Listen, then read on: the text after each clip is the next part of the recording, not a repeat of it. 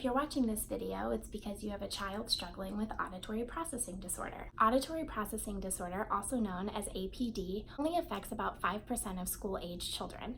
Children with this condition, and adults, cannot hear the same way other children can. So what that means is their ears and their brain do not function fully together to process the information that they're hearing. So let's dive in.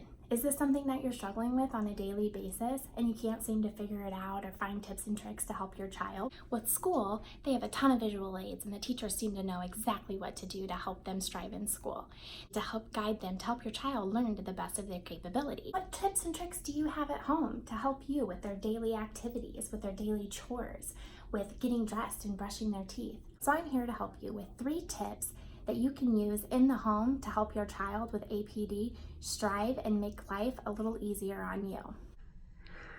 Tip 1. Does your child seem overwhelmed all the time with daily tasks and schedules? And anytime anything goes unplanned or pops up, his entire day shot and it just completely ruins everything? You say, hey, instead of doing homework today at 4 o'clock, we're gonna go to the park. You think they're gonna be like, great, Mom, this is so much fun. But instead it's met with a holy temper tantrum and you can't seem to calm them down, and then nobody has fun at the park. Building a schedule and sticking to it that they can follow and they can look at really helps with these temper tantrums and helps with them being overwhelmed. So first, start with a monthly schedule.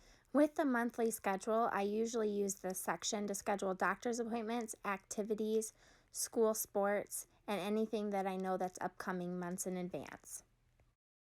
Next, I create a weekly schedule. I usually use this to list homework, play dates, to-do lists for the week, and any special dates that are arriving. Last but not least, create a daily schedule. I usually use this section to plan their average day, when they wake up, when they leave for school, lunch, bus, homework, anything that they do on a daily basis. Or if you have a kid that's at home and maybe this isn't going to work for them, then you can use the daily schedule to kind of plan out their day. This will help immensely with the temper tantrums and being overwhelmed with daily tasks. They have time to process it, look at it, and understand what's going to happen and how to be prepared for it. You can also make their daily schedule a visual daily schedule, where you take pictures and clip art and create a colorful, visually appealing schedule for your child to follow every day. So take their daily, monthly, and weekly schedules and tape it in their bedroom on their wall. You can also tape it on the fridge and give it to daycare providers, spouses, partners, grandparents, anybody who helps with your kid on daily or weekly basis. Because our children struggling with APD don't process information in the same way, they may not have heard about that big test coming up next week. Or they may never have heard that they were going to go stay the night at grandma's next weekend. So when they hear it again on that day, when it's happening right then, that's almost like the first time they've heard it and they've processed it. So being able to visually look at what's coming up will help them prepare and process what lies ahead. And so when that moment comes, they don't feel like they're hearing it for the first time and they didn't have time to prepare. Tip 2. Does your child do the same chores day after day, week after week, and they're never changing, but still when that chore comes up, they're at a loss at what to do or what order to do it in? Because they're not hearing you and their brain and their ears and everything they hear isn't working together to process what they're supposed to be doing. Repeating is something that's normal, that you do daily, but instead of repeating once or twice for the average child, you're repeating 5 to 10 times just to get them to do one task. How do we help them understand what they're supposed to be doing and how they're supposed to be doing it? Many toy stores, including online and Amazon, there's a million visual aids that you can buy. The chart that I prefer using at home is the Melissa and Doug Chore Visual Aid. It has multiple magnets and pictures that you can use along the chore chart to show your child what to do. So you pick a day and a time and a chore, and then you put that chore on the day and the time that you want them to do it.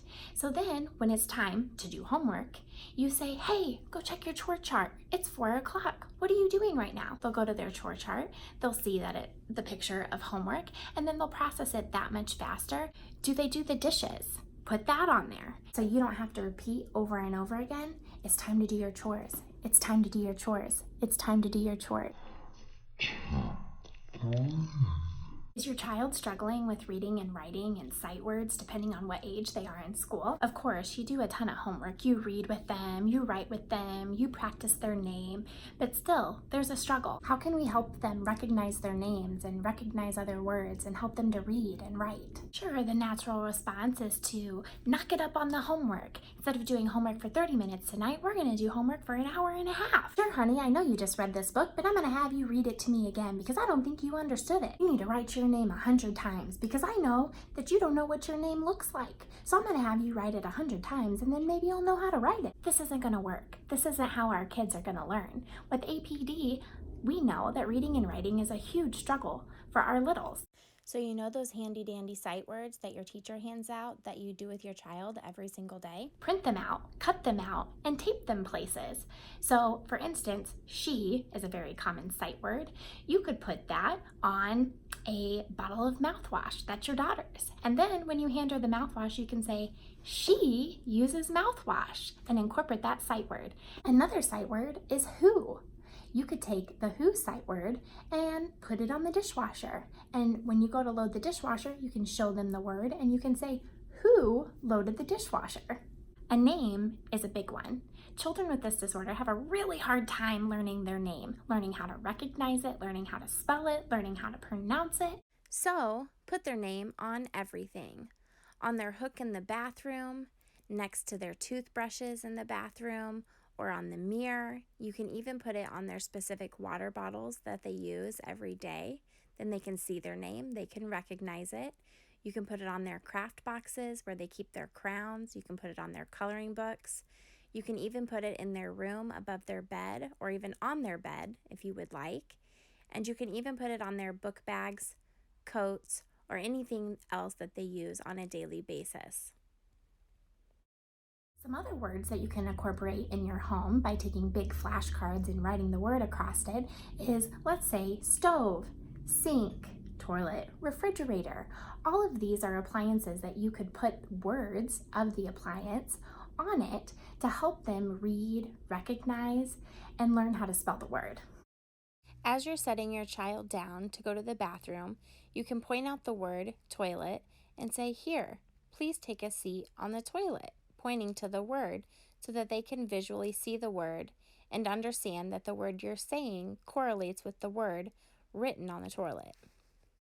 Also, using this task to go back to the chores, if they have a hard time following 1 to 2 step directions and you tell them, hey, go to the fridge and get this out for me, and it just doesn't process, if that word is on the refrigerator and they see the word refrigerator as you're speaking with the visual aid, they're more apt to process what it is you're asking them to do. So while these sight words help them to learn how to read and write and recognize letters and words, it also can help aid with chores.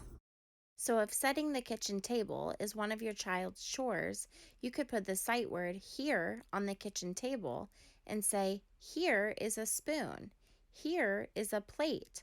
Or if you wanted to include the sight word where, you could say, where are the plates? Where are the forks? Having a child with APD can be really challenging because we can't hear, think, or process information the same way they can. So we don't know what's going on or how to help them. And a lot of times, because of this, our child doesn't know how to explain it to us either. So I really hope these tips and tricks helped you and is going to help your child in the home. Thank you for watching my video. Have a great day. To help make this video, I had 3 sources. The first source was Kendra Ross, who posted a YouTube video on May 11th, 2015, titled How APD Happens Within the Brain. The second source was titled Auditory Processing Disorders, Let Our Voices Be Heard.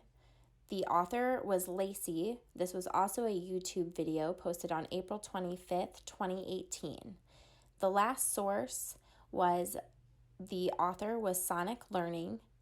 It was also a YouTube video published on April 2nd, 2012, and the title is What is an Auditory Processing Disorder?